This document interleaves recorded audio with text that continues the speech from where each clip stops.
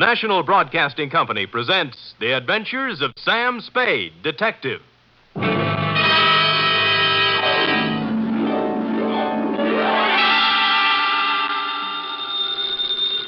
Sam Spade Detective Agency. This is Miss Bergamot. Oh, Miss Bergamot, I'm so sorry. Pardon? But Mr. Spade isn't in. He ought to be back any moment, however.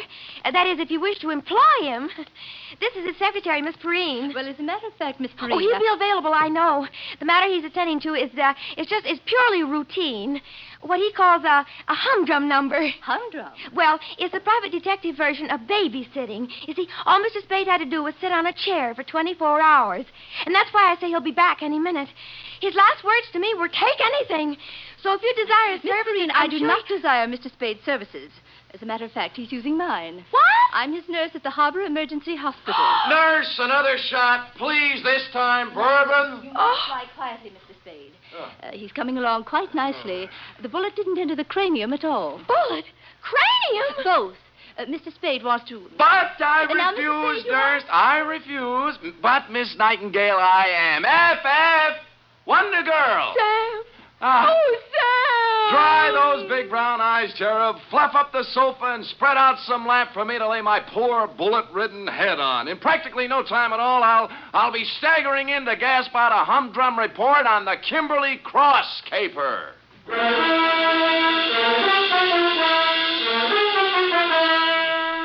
For NBC, William Spier, radio's outstanding producer-director of mystery and crime drama, brings you the greatest private detective of them all in The Adventures of Sam Spade. Hospitals, milk. Enough to break down your whole constitution, give you fits. Sam.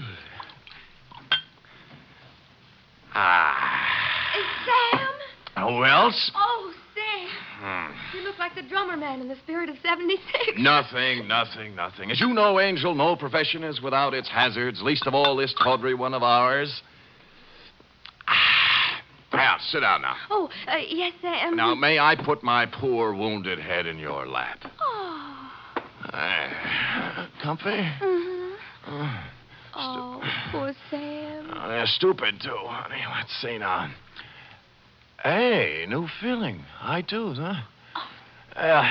Date, fill it in to G.J. Runcible, claims manager, Sunset Indemnity Company, from Samuel Spade, license number 137596. Subject, the Kimberly cross caper. Dear Mr. Runcible. It's just as well for private investigators that we have no way of knowing, by the way a job starts, how it's going to end. I remember once I went beating the bushes for a mad dog killer and ended up playing Monopoly with him in a hotel room for 6 hours. And I remember, too, the time I agreed to take a box of homemade candy to an old lady, wound up with a double murder and a case of arson. Yours, Mr. Runcible, belong to this species. Spade. G.J. Runcible, Sunset Indemnity. You available? Maybe. What'd you have? Are you or are you not available, Mr. Spade? Answer yes or no? Yes. Yes. How much? $50 a day. Expenses, and... right. Got a job for you next 24 hours. All you got to do is sit on a chair and keep your eyes on something beautiful. Sounds keen. Might call it a babysitting job. Oh, who is she? Kimberly Cross. Pretty? Like $250,000. Oh, rich, too, huh? She's on exhibit at the Bergendorf Galleries on Sutter Street. She's on exhibit? Get over there right away. Well, I'd better. Check with Mr. Bergendorf personally and then see Johnny Stroud, our company man. He'll give you instructions. Fine. Now, why don't you tell me what we're... Hello? Hello? That always happens on page 6.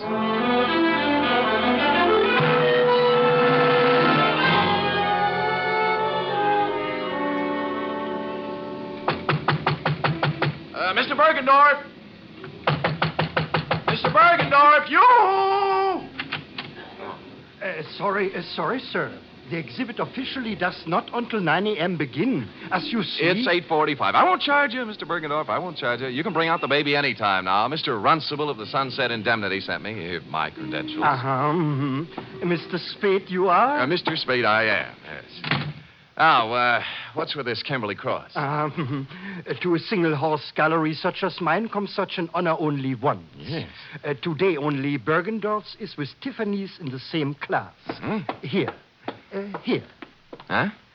Is picture of Kimberly Cross. Yeah? 14 stones, all blue-white. 8 down, 6 across. Total, $268,000 plus 20% tax. Oh, jewelry. To call this jewelry is to call Elizabeth Taylor a garden variety tomato. Yeah. Is a crown jewel from Thuringia, Mr. Spade. Really? Is part of estate of a dead duke. Is price tag $268,000 plus 20%. Yeah. Where is it? Involved. Time lock. Comes 9 o'clock on the nose, she opens. Then... Yeah, the exhibit begins. Yeah, there's a company man here from the insurance outfit, isn't there? Johnny Stroud. Oh, where is he? He's working concealed. Oh? This man Stroud undercover. Clever stuff, huh? You see, parked at curb across the street, one autobus. Oh, yeah.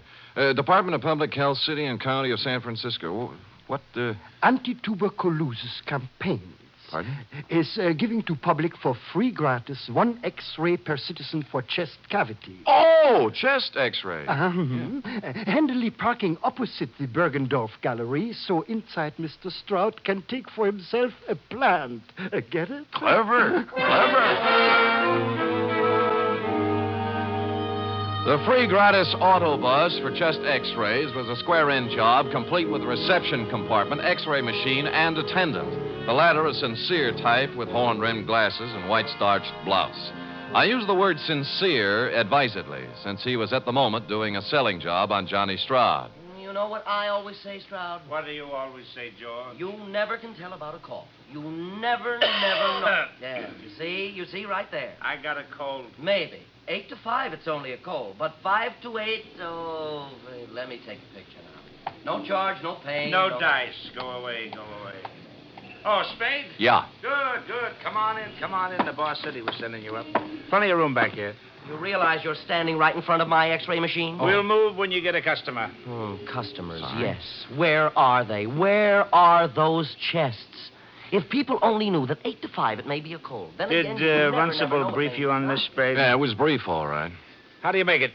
14 vulgar-sized diamonds looking for a buyer. Sunset indemnity insuring Bergendorf against loss during the 24 hours they're on his hands. That's 2 for you. There's 2 against me, too. Oh? Like, why does Sunset Indemnity need outside help when they have you? And why are you playing like a movie dick when the sensible thing to do is to sit down next to the exhibit with both eyes open and a rod under your arm? What are you doing, George? I'm testing my machine. Don't let me interfere with you, boy. George doesn't like me. I see that. Well, I guess the boss left out one item, Sam. A tip?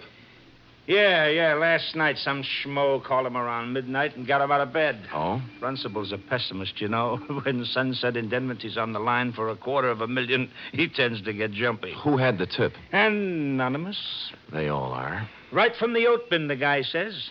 Somebody's going to take a running jump at the Kimberly Cross while it's at Bergendorf's. Mm-hmm. Needless to say, for the balance of the night, Runcible does not sleep.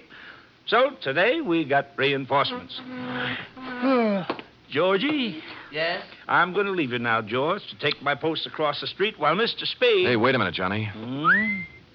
Hmm? Look, in front of Bergendorf's. The dame? The dame. To paraphrase Bergendorf, calling her a dame was like calling the Kimberly Cross a hunk of jewelry. But that's not what interested me, at least not right then.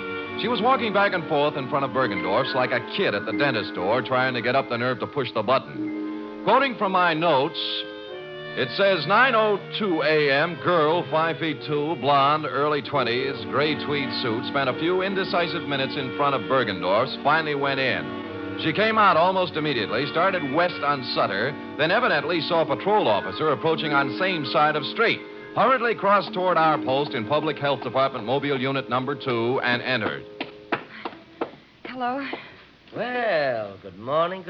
Am I too early for the... Oh, you're just in time. First customer of the day. There, let's see now. Name? Martin. Martin. First name? Bernice. Address? 826... She wasn't a very good liar. While she was telling him her name was Bernice 25. Martin, she filled with a leather handbag with the initials PC on it, big enough to read from across the street. George filled the form out, then moved her around to the machine. By now, the cop she was ducking had walked by and turned the corner. Shall I... No, it won't be necessary to take off your coat. Is this all right? That's good. Stand right there. Hold still now. Take a deep breath. Hold it. There. That's all there is to it. You're doing a wise thing, lady. You think so? Certainly. 8 to 5, it's only a cold, but 5 to 8, you never know. Here's your stub with your number on it. We'll notify you in a few days. Thank you. Thank you.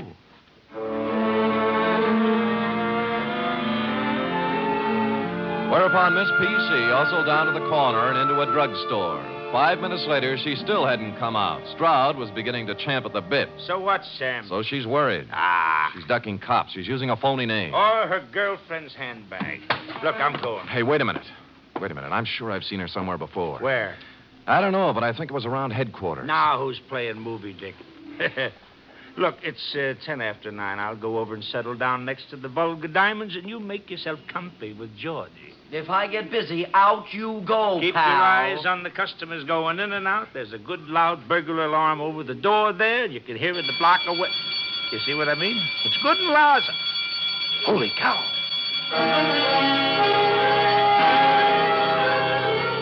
Stroud took the gallery, and I set sail for the corner drugstore, pulling up in 20 seconds flat. She was gone, of course. The druggist was at the fountain, mixing a Coke, which he spilled when I reached across and grabbed him by the lapels. Blonde, you say? Yeah, young, gray suit. Look, I told you, Jack, she just came in here. I know. What do you want to know about her? What'd she do, telephone? Nope. She was just like you. Asked me about a guy. What guy? Larry Galliano, his name is. Wanted to know if I'd seen him come by this morning. Who's he? I don't know. Did she describe him? Didn't have to. His picture's on page 1 of the morning paper. Here, take a look.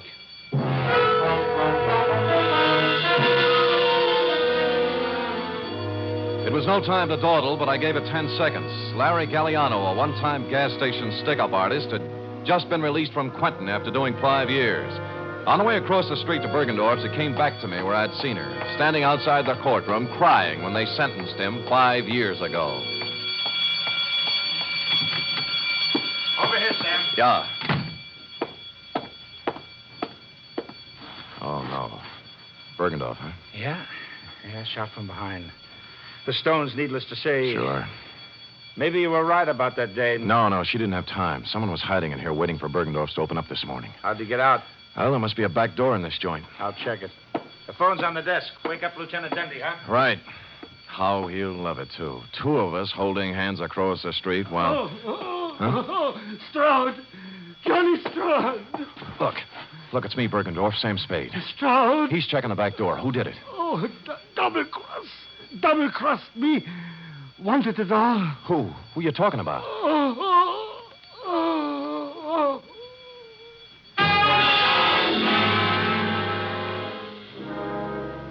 It was as plain as a man in his condition could have made it. Obvious to anyone with average intelligence. But for stupid Sam, it was still a long voyage home.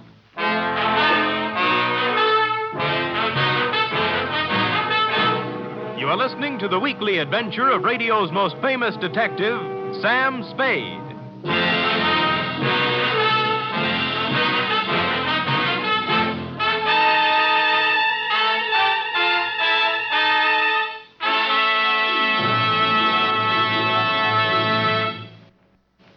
Three chimes mean good times on NBC. There's music for you tomorrow on NBC with the distinctive 4-keyboard styling of the First Piano Quartet. This widely acclaimed and unique musical organization brings you a melodic blend of classical and light classical selections in 4-part harmony every Saturday. And tomorrow there's also a 1-hour concert by the NBC Symphony Orchestra under the baton of Walter Duclos. Featured in tomorrow's symphony performance are works by Sibelius and Schumann. It's the best in music every Saturday with the NBC Symphony and the First Piano Quartet.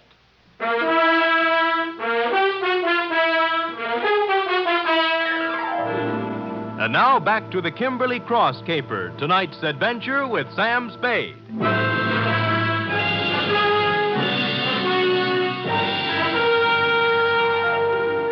It was a dirty, selfish trick, but I left Johnny Stroud at the Bergendorf Gallery to play Porchese with Dundee and Company, knowing in advance pretty much how the patter was going to run. Then called the Chronicle and found the picture of Larry Galliano had been taken yesterday as he walked out of a flea bag on Mission Street, Call the Aeolian Hotel. You're, Galliano? Yeah. Sure. I know him. Stayed here night before last. Until I found out about him. Oh, found out what? That he was an ex-con. Wow. This here's a respectable joint, place, a house, mister. We don't cater to felons, misdemeanors, or any other members of the Demond. Demond. Yes, indeed. So, when I found where Galliano come from, why... Yeah. Now, look, did he give you a forwarding address? I don't know. Let me see, son.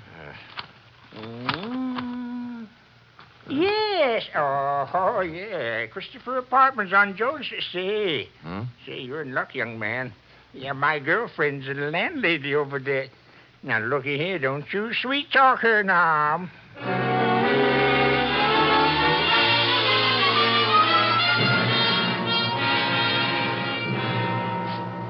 Out of the way, boy. Out of the way. Look, all I want, madam, is one moment of your time.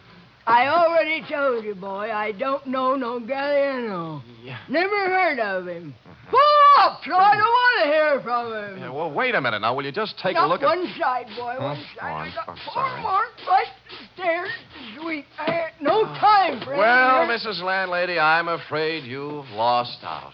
What? Yeah, you were in line to win a bagless vacuum cleaner, you know. Oh, but wait a minute, Curly. Wait a minute. What you want to know, bud? Yes. Well, this Galliano just might be using another name. Now, this is his picture right here. Oh. Yes. Now, I will rephrase my question. Has he been around? Nope. I see, landlady. Well, do I win? Oh, I am sorry, but stand by for the giant jackpot. Is it electric?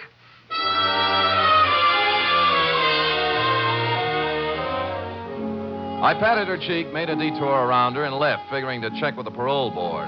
But as I was climbing into the cab in front of the building, a stray thought hit me, and I went back to the doorway and cased the nameplates again. This time for someone with the initials I'd remembered seeing on the blonde's handbag, PC.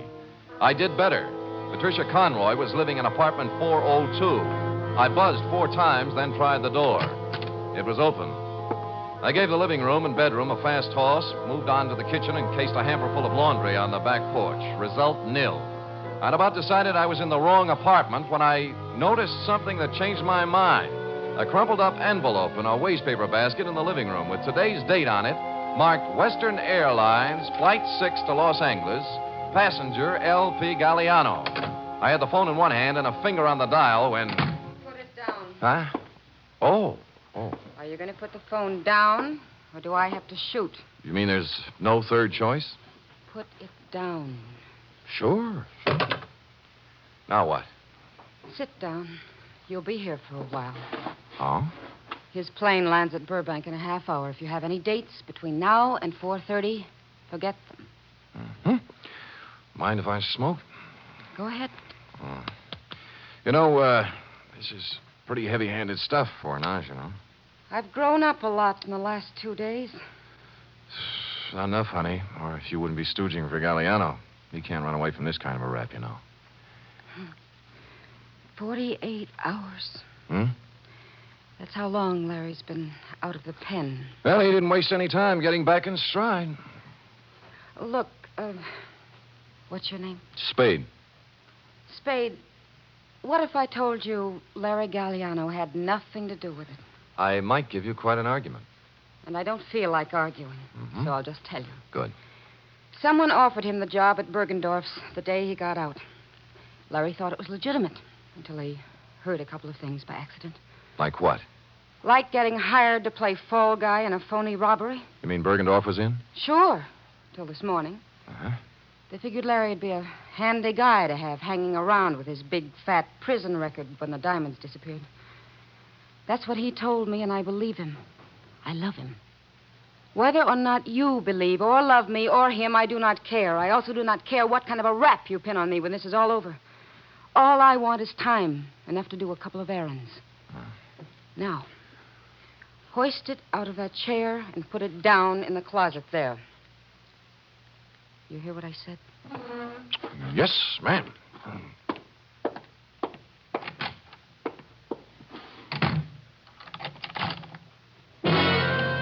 I was wrong.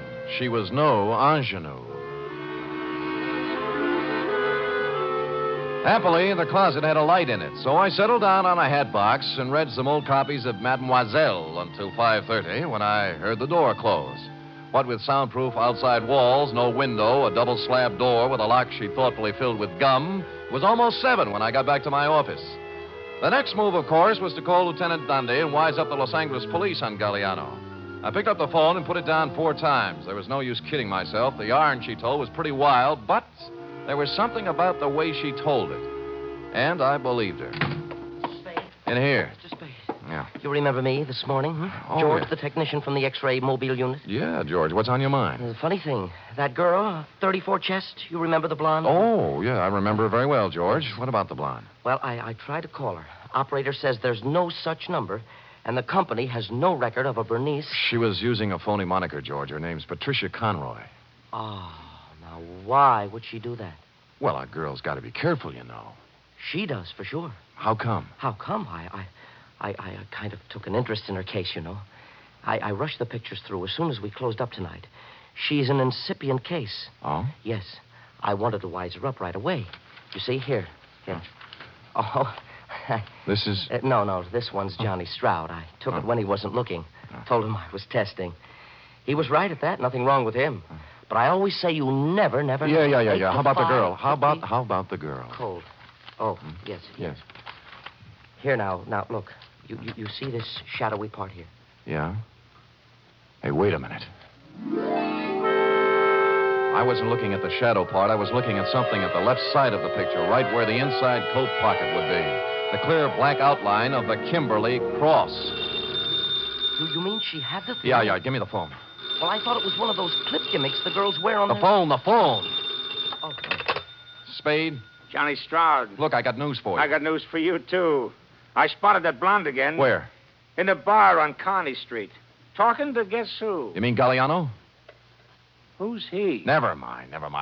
Who was she drinking with? Papadopoulos, the biggest jewelry fence on the coast. Where are you now? Outside her apartment. Jones near Post. I think the number's... I'll be up in 5 minutes.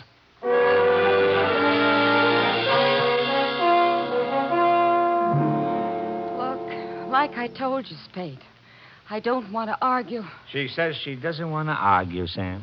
Too bad. I don't mind telling you I'm a little burned up, baby. I fell for that line you handed me this afternoon. I didn't even mind sitting in your closet for 2 hours. What's that? Sure, she's got a .32 tucked away here somewhere. Had me looking up the barrel while she dished out Shut a lot up. of... Who's got the cross, honey? You or Galliano? We don't know anything about it. Then what were you doing in that bar with Papadopoulos? Larry said whoever had it would try to move it through him. I thought I could get to him, but I was wrong. How does that sound? What do you think?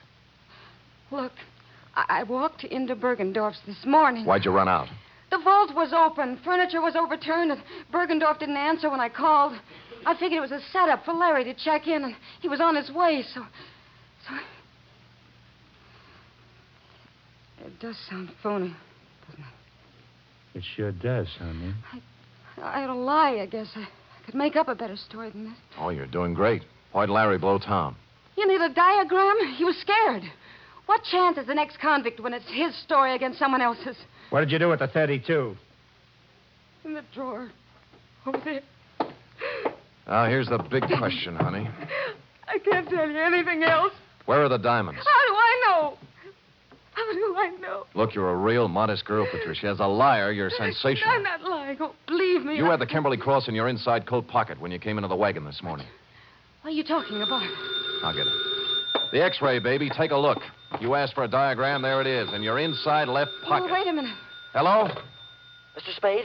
Yeah? This is George, the technician again. This is all wrong. Hold it, George. Let me see that. I don't have any inside pocket. Look, I'm wearing the suit right now. Hold it. George, what is it? Well, I got to worrying about that print of Miss Conroy's, the incipient case, 34 chest, you know. Yeah, what about it? I called the lab and they checked again. It's a mistake, Mr. Spade. A switch. It belongs to someone else. Who? Johnny Stroud. Oh. Oh, well, George, you won't have to worry about making more extra prints. What? The ones you have will do. Huh? Yeah, thanks. Thanks a lot, George. George is getting worried. Extra prints? Yeah, I had him run off a batch. Evidence, trial, DA's office, you know. Now, let's take her in, huh? Just a minute. This is crazy. I have no inside pocket. How You wouldn't argue with a picture, would you, honey? Give me the gun, Johnny. We'll take her in together. No, wait. I want to settle something else. Johnny, you're pointing that thing at me. It might go off. Yeah, it might have that. What's eating you, Johnny? I know what's eating him. He's... Shut up. You aren't a very good liar either, are you, Sam? There aren't any extra prints. Well, there's always George. In a couple of hours, there won't be any George. No, you don't.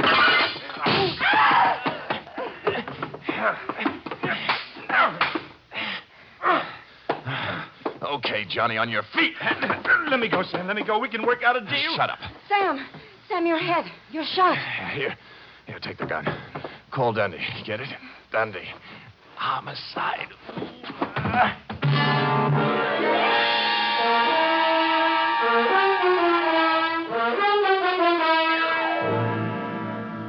And the next voice I heard belonged to cool, brisk Miss Bergamot of the Harbor Emergency Hospital. Period. End of babysitting session. How intrepid, Sam. What's your wound? Nothing, sweetheart, nothing. As Hopalong Cassidy always says in Reel 6, don't worry, honey, it was only a scratch. Now... Wait. Oh. Can't you get up without moving your lap? No, but Sam, there's one important omission. Oh? The Kimberly cross. What did Stroud do with it? That cherub is an intramural affair between Stroud and Mr. Runcible. While, as you know, this report is an affair between you and the portable. Oh. Scoot.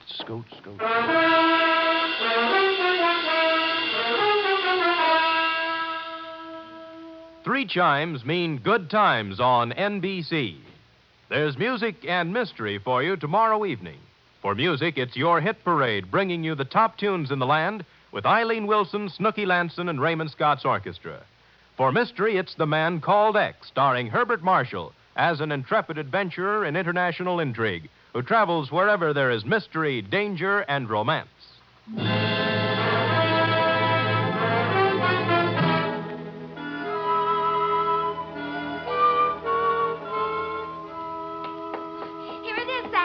Oh, brisk, efficient Miss Perrine. You may lay it on my desk and restore your lap to its original position. Oh, yes, sir. Ooh. Comfortable, Sam? Loving every minute. Sam? Yeah? A girl can't help wondering sometimes. About what? Well, the way you described the blonde in your report. Glamorous, like the Kimberly cross and all. You like that? Oh, I just wish sometimes someone else could be your secretary, and I'd be the one you'd meet in a room with velvet draperies and a long cigarette holder and slanting glasses and a black lace negligee. Hold it, girl, hold it. You've gone quite far enough. I know, but it's only natural for a girl to want to be glamorous, Sam. Pardon me. You show up with any of those props, and I'll turn you over my knee. You like me the way I am, Sam? Yep. Why is it always this way? Just when I think I'm getting somewhere, I find myself saying, good night, Sam. My sweetheart.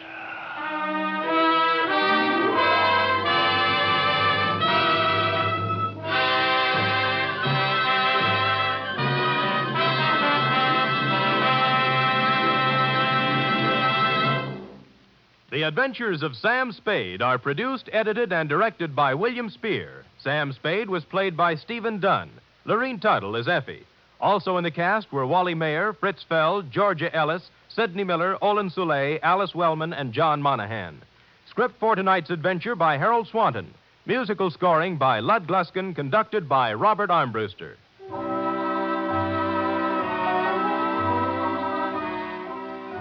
Join us again next week, same time, for another adventure with Sam Spade.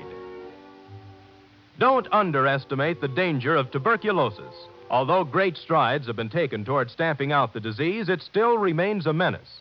Last year alone, it caused 50,000 deaths in the United States. 50,000 needless deaths, because TB can be controlled and cured if caught in time. The key to the complete defeat of the disease is the chest X-ray. You'll find that in many communities, chest X-rays can be obtained free of charge or at a nominal cost.